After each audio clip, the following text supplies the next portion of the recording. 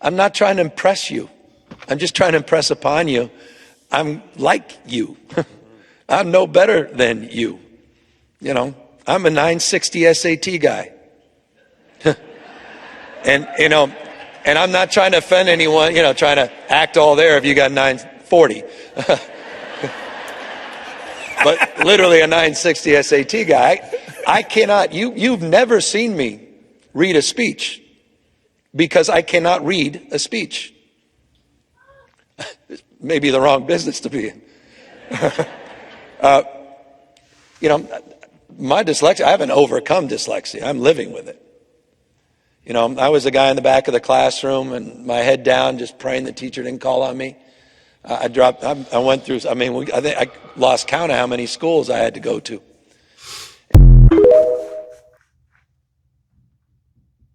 Young black kids growing up in the Bronx who don't even know what the word computer is. They don't know. They don't know these things.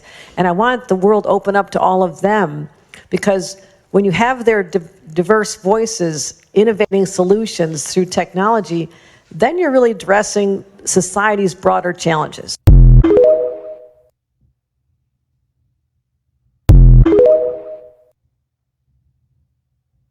This thing is being north versus south. That's not the issue. It is rural versus urban.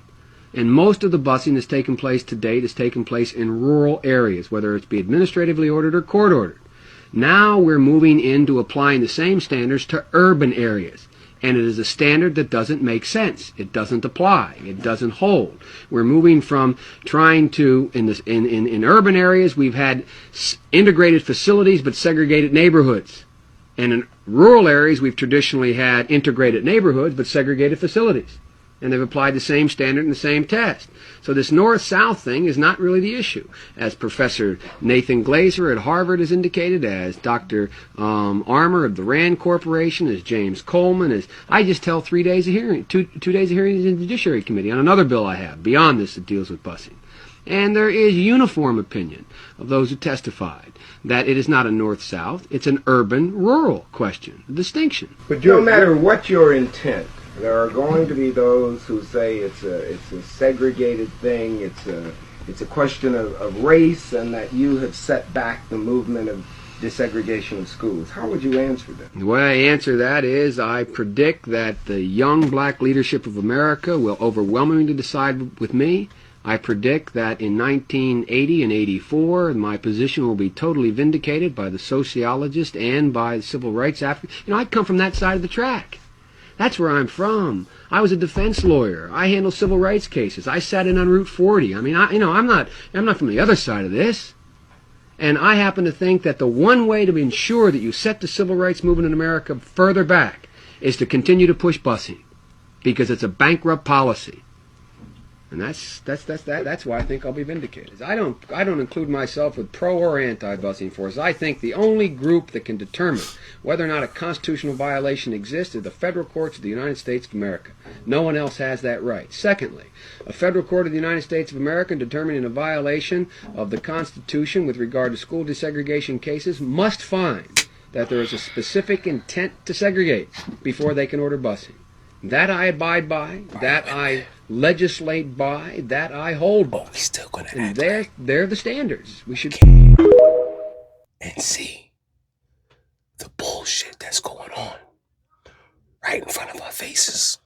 Are we gonna continue to allow these people to play in our faces, violate and disrespect us, and then allow their visitors, aka Papa Biden and Mama Kamala's kids, to come in our house and call us dirty, say we have no culture and don't know who we are because we don't even know who our father is? We are all the products of one night stands. This shit clicking yet? Or are y'all still under the spell that was placed upon us? You know what? there really ain't too much to say.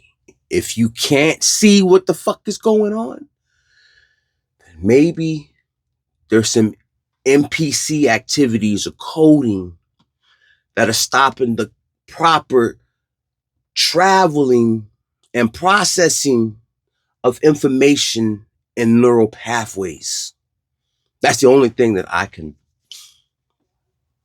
even think of that may make an excuse for while there were certain pockets of the Black American population that is still making excuses for this shit, while so-called talking heads or individuals within the community that have been allowed to speak on behalf of the community are now telling everybody in the community it's okay if a white liberal calls you a nigger with a hard R because you're doing the work of the slave catcher.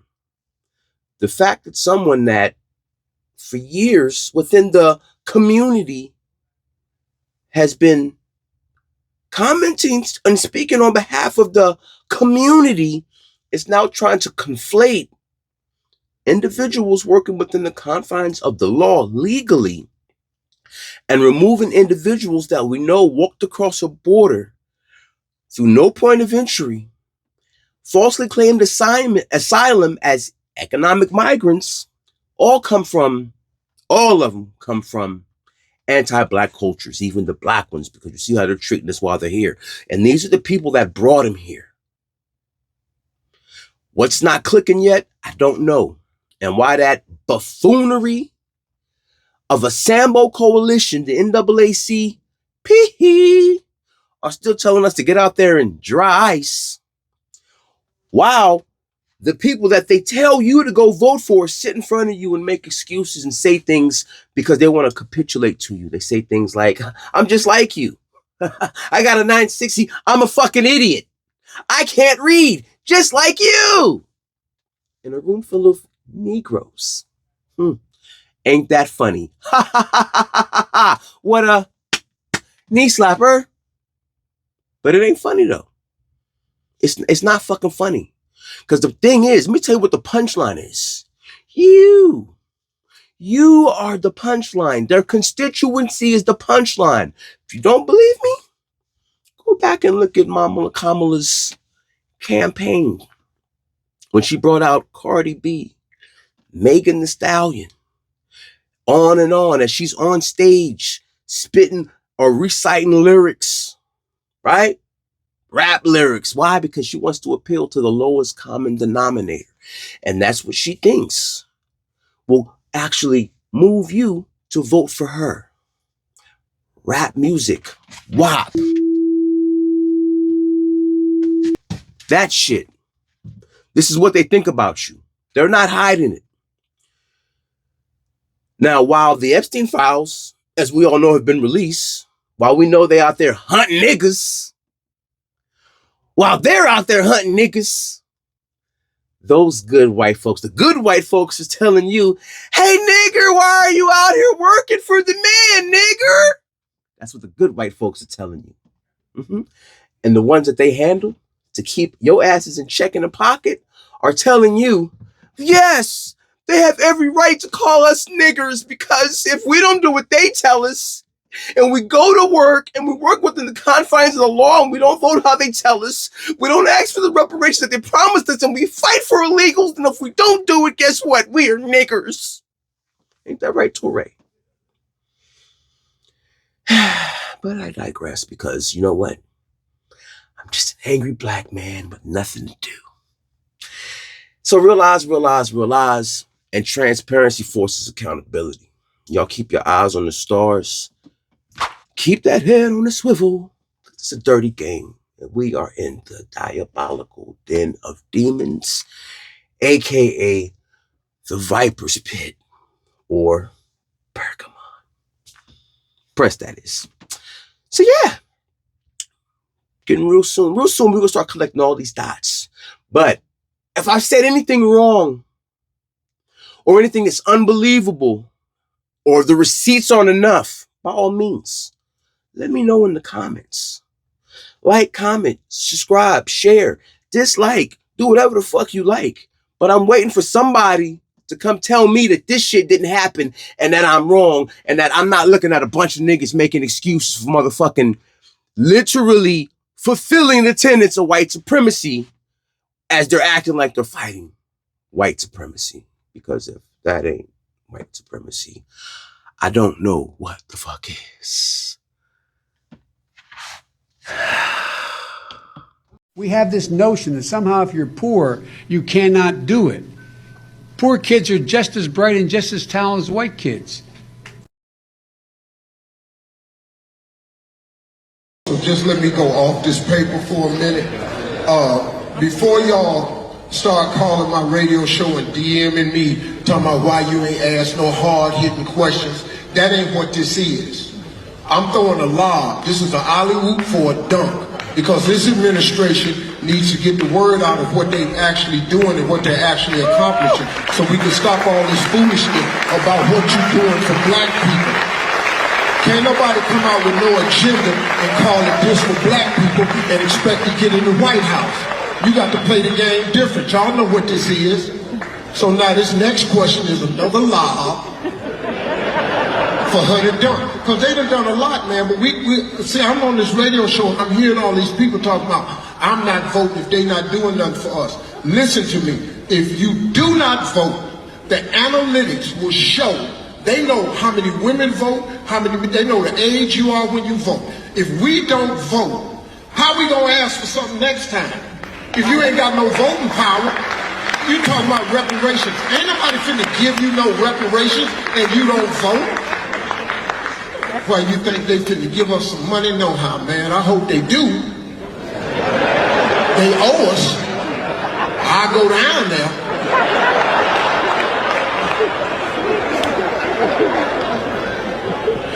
I'm sorry.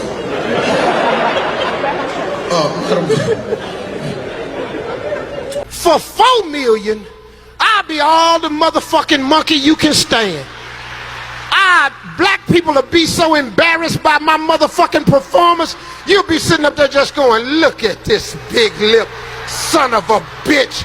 You ain't got to act like that much of a motherfucking monkey.